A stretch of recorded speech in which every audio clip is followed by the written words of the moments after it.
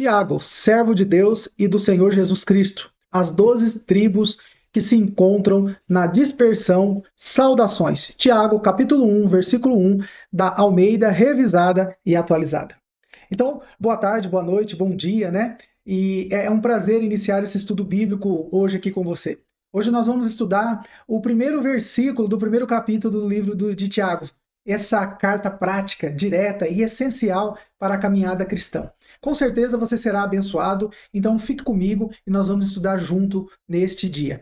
Lembrando que eu vou me apresentar, meu nome é Kleber Pires, sou enfermeiro e também sou presbítero da Igreja Assembleia de Deus, Ministério do Belém, e gosto muito de estudar a palavra do Senhor e tenho esse canal para estudar essa palavra junto com você. E o intuito é nós aprendermos junto. Então, se você está começando aqui comigo nesse canal, entra, deixa seu comentário, coloca a sua sugestão de vídeos institucionais, coloca a sua sugestão de vídeos aí referente à palavra do Senhor, para que nós possamos crescer juntos e estudarmos a palavra do Senhor. Então, deixe seu tema abaixo, nós estaremos iniciando com a carta de Tiago, vai ser uma coletânea, uma playlist que você pode acessar no meu canal e ter acesso aí versículo por versículo. Essa é a ideia, essa é a construção, tá bom? Então vamos analisar como o autor se apresenta, quem são seus destinatários e o peso espiritual por trás das suas palavras iniciais. É uma questão importantíssima, nós sabemos o contexto que foi escrito uma palavra, nós sabemos quem foi escrito, quem escreveu, qual é a mensagem para aquela época e como essa mensagem é ajustada, ela é válida para os nossos dias de hoje, porque a palavra do Senhor é atual, né, como um jornal de amanhã, né, e a palavra do Senhor ela é muito atual. E como apresentação, pessoal, nós podemos ver que ali o objetivo aqui é decompor o aspecto histórico e teológico do capítulo 1 e do versículo 1, transformando o contexto do primeiro século em compreensão clara e para os dias de hoje. Então a ideia é como esse texto que nós lemos, que foi escrito há tanto tempo atrás, há tantos anos atrás, se aplica para o meu dia de hoje. E o Evangelho e a palavra do Senhor no livro de Tiago, ela tem esse cerne concernente a essa especificidade. E eu trabalho nisso, eu gosto muito de trazer a palavra nesse sentido. É como eu utilizo a palavra do Senhor no dia de amanhã ou logo após eu ouvir essa palavra. Como ela é útil para o meu dia a dia, como eu aplico ela. Esse é o sentido do livro de Tiago, eu gosto muito dele. Tá bom? Então, o autor, as cartas no primeiro século geralmente iniciavam-se com o nome do autor, seguido pelo nome do receptor e uma fórmula de saudação na mesma ordem que aparece nesta carta. Então tem todo um rito, tem todo um processo, é como se fosse a nossa norma ABNT. Antigamente os escritores usavam uma norma também, uma norma que todos entendiam o propósito da carta, quem estava escrevendo, para quem estava escrevendo. Isso é muito importante. Então, lembrando que naquela época, a leitura, a escrita era muito raro, não era todos que dominavam isso e não tinham acesso à leitura. Então, era algo fabuloso, maravilhoso ter alguém lendo algum documento e principalmente a palavra de Deus, tá bom? Então, o autor identificou simplesmente como Tiago. Ele não colocou nenhum sobrenome, ele colocou Tiago. Provavelmente, nenhuma outra explicação era necessária para os cristãos daquela época. Então, nós devemos pensar que ele logo compreendia tratar-se de Tiago de Jerusalém, o reconhecido líder da igreja. Então, quando ele escreve Tiago, dá-se a entender que as pessoas daquela época já entendiam que era Tiago, irmão de Jesus, e que presidia ali a igreja de Jerusalém. As credenciais do autor, como um verdadeiro espírito cristão, Tiago apresentou-se aos leitores não como líder da igreja, não como irmão de Jesus, mas como servo de Deus e do Senhor Jesus Cristo. O termo servo, doulos, é literalmente um servo cativo ou um escravo. Nós precisamos entender, algumas pessoas têm dificuldade de entender essa questão, e nós falamos servo do Deus Altíssimo. Sim, nós somos servos do Deus Altíssimo, mas parece que o servo ele tem uma conotação menos pejorativa do que escravo, mas são sinônimos, né? E a palavra escravo significa propriedade daquele que o pertence. Então, nós somos escravos de Jesus, mas a palavra do Senhor diz que ele não nos trata como escravo, mas sim como filho, porque o escravo não sabe o que o seu Senhor vai fazer, mas ao contrário, o nosso Senhor Jesus Cristo, ele deixa claro e escrito tudo o que vai acontecer, tanto para os dias que está acontecendo nos dias de hoje, como os dias que vão estar por vir, ele deixa claro para nós o que vai acontecer. Então, o termo escravo era entendido quando usado em relação ao homem, né? No entanto, quando esse termo era usado em uma relação a Deus, né? O leitor judeu, eles compreendiam tratar-se de um adorador, alguém que adorava a Deus, servo do Deus Altíssimo, alguém que adorava a Deus, seguia a Jesus, né? Às vezes trata-se de uma maneira negativa o fato de Cristo ter sido mencionado somente 3 vezes nessa epístola, né? E Cristo é mencionado na primeira epístola, no capítulo 1, no versículo 1, depois no capítulo 2, no versículo 1, e depois no capítulo 5, no versículo 8. Né? Pode-se supor que a razão não era um desinteresse por parte de Tiago, mas sim que os leitores cristãos conheciam o fundamento da sua mensagem.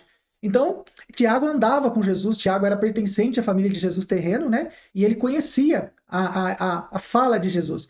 Então, em todo caso, há uma evidência declarada da suprema lealdade cristã na frase de abertura do apóstolo. Então, por mais que o livro incessantemente ele não cita a figura de Jesus, o primeiro capítulo do primeiro versículo, o primeiro versículo do primeiro capítulo, ele já começa servo de Jesus.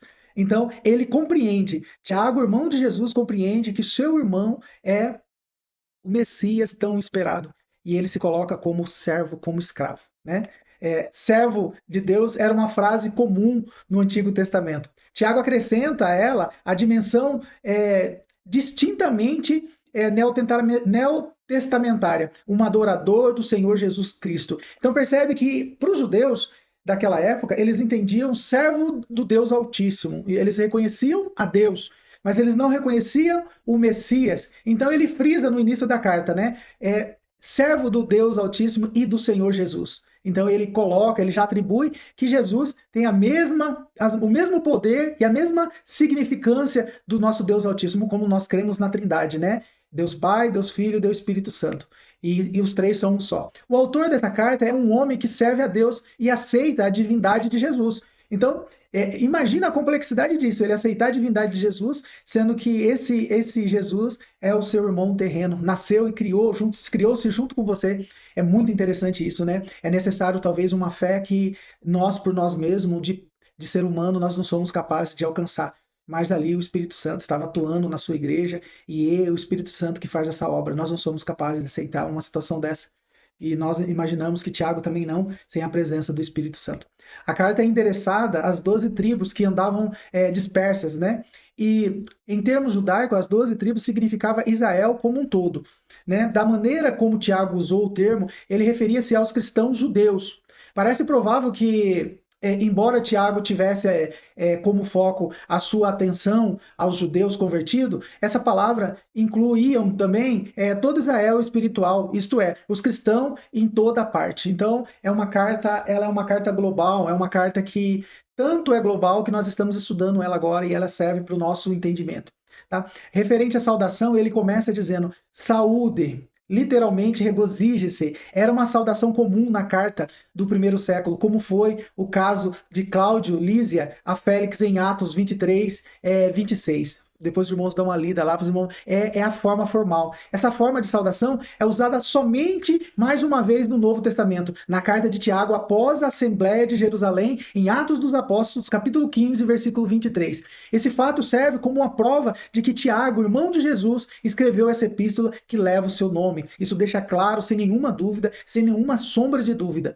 Então, nós concluímos esse versículo, esse primeiro versículo, que, assim, a análise do versículo de abertura, vimos que Tiago, apesar de sua autoridade e parentesco com Jesus, escolhe a humildade e se identificar como servo. Então, a proposta aqui é que nós possamos levar conosco essa postura de serviço e de lealdade ao Senhor, reconhecendo que nossa identidade principal está na submissão a Deus. Então, quando nós nos colocamos nessa condição de submissão ao Deus Altíssimo, né, nós nos colocamos em segundo plano e Ele no primeiro plano, com certeza Ele vai te usar em todas as coisas que você fizer para engrandecer o nome dele. Então, eu gostaria que, se esse estudo trouxe clareza para você, não se esqueça de curtir esse vídeo, se inscrever no canal, para não perder as próximas análises da carta de Tiago. Lembrando que nós só falamos do capítulo 1 do versículo 1 e já rendeu todos esses comentários. É muito importante porque é entender o contexto, é saber como está falando, por que está falando e trazer a aplicação para os dias de hoje, né? Então essa é uma breve introdução, então fique comigo, eu vou colocar aqui depois, posteriormente nesse vídeo, o card para toda a playlist desse estudo de aprofundado de Tiago, e assim que a gente for produzindo, a gente já vai postando,